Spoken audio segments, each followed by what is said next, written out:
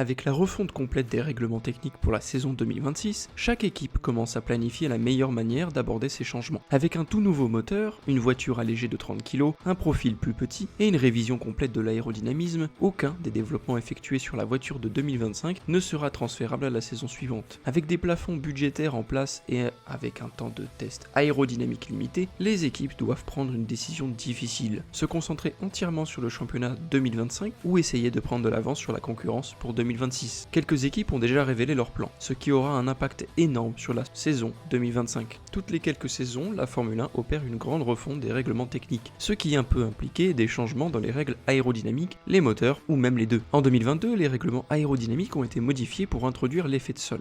En 2017, les règlements ont changé pour rendre les voitures plus rapides, afin de maintenir la F1 comme le sport automobile le plus prestigieux au monde. À l'époque, les voitures LMP1 du VEC commençaient à approcher les performances des F1, et la F1 ne pouvait pas accepter cela. En 2014, les moteurs hybrides turbo ont été introduits. À chaque changement de règlement, l'équilibre des forces dans le sport a radicalement changé. Certes, Mercedes a toujours remporté le championnat en 2017, mais Ferrari a considérablement réduit leur avantage. Depuis les changements des années 2010, la Formule 1 a évolué. L'introduction du plafond budgétaire et des restrictions de tests aérodynamiques ont obligé les équipes à repenser leur approche des changements de règles de 2026. Elles ne peuvent pas dépenser indéfiniment pour développer deux voitures à la fois. Elles ne peuvent pas utiliser plusieurs souffleries 24 heures sur 24, ni faire tourner des super ordinateurs en performance et en permanence pour tester des modèles CFD. Tout a été limité pour niveler le terrain de jeu. Les équipes peuvent commencer à travailler sur leur voiture pour 2026 à partir du 1er janvier 2025, ce qui les confronte à des décisions difficiles. Se battre pour la gloire en 2025 ou sacrifier une saison pour tenter de prendre l'avantage en 2026. Trouver un avantage précoce lors d'un changement de réglementation peut être la clé pour dominer pendant des saisons, comme on l'a vu avec Mercedes en 2014 ou Red Bull en 2022. Une équipe a déjà pris ses décisions en 2021, As F1. L'équipe a choisi de sacrifier cette saison pour se concentrer sur les nouvelles réglementations de 2022. Cependant, cette décision a été en partie forcé par des raisons financières après la pandémie. As a commencé la saison 2021 avec 2 pilotes payants et une voiture obsolète, ce qui a été un désastre total. Mick Schumacher et Nikita Mazepin ont terminé derniers du championnat sans marquer de points, et les dégâts causés aux voitures par les accidents ont coûté des millions de dollars à l'équipe. L'équipe Mercedes, apprenant de cette leçon, a déclaré qu'elle ne ferait pas la même erreur. Toto Wolff, le patron de l'équipe, a affirmé qu'ils viseront des victoires chaque saison, y compris en 2025, malgré la tentation de se concentrer uniquement sur 2026. D'un autre côté, Williams a déjà annoncé qu'il sacrifierait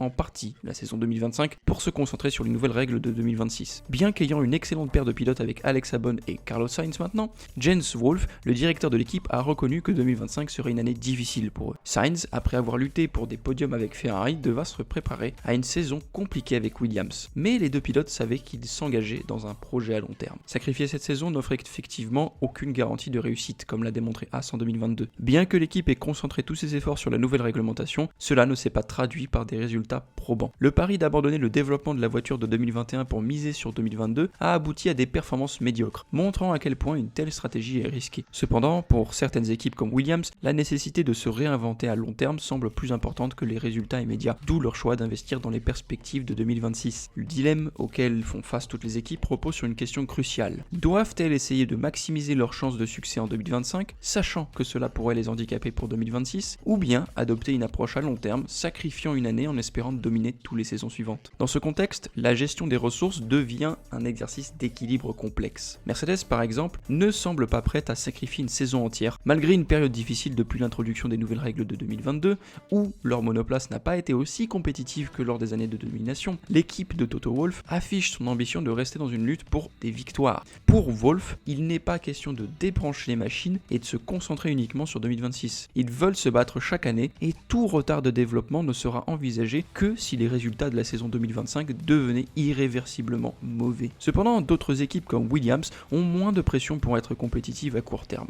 En se positionnant comme un projet, Williams vise à construire une base solide pour être plus performant à l'avenir. Leur situation actuelle les place dans cette fameuse zone intermédiaire mentionnée par Toto Wolff, où la différence entre terminer 10e ou 7e n'a pas une grande incidence. Pour eux, l'objectif est de créer une voiture qui pourra concourir aux avant-postes dès 2026. Les sacrifices que feront certaines équipes en 2025 se justifient aussi par le fait que lors d'un changement radical des règles, celui qui prend de l'avance peut dominer plusieurs années de suite. Ce qui s'est passé avec Mercedes en 2014 lors de l'introduction l'introduction des moteurs hybrides, et avec Red Bull en 2022 après les changements aérodynamiques. Avoir une avance sur le développement technique au début d'un nouveau cycle de règlement permet souvent de s'installer en tête du peloton pour plusieurs saisons. Il est cependant essentiel de rappeler qu'il n'existe pas de recette unique. Chaque équipe devra évaluer sa situation unique, ses ressources financières, son expertise technique, la compétitivité de sa voiture actuelle, avant de prendre une décision. Pour des équipes comme Mercedes ou Red Bull, qui ont l'habitude de viser des podiums, chaque saison compte. Mais pour des équipes comme Williams, Alfa Romeo ou même Haas, un pari sur l'avenir pourrait offrir plus de gains potentiels que de rester englué dans le milieu de peloton. Dans ce contexte, la Formule 1 en 2025 pourrait être une saison de transition fascinante, avec des équipes divisées entre elles et ceux qui se battent pour la gloire immédiate et celles qui préparent l'avenir.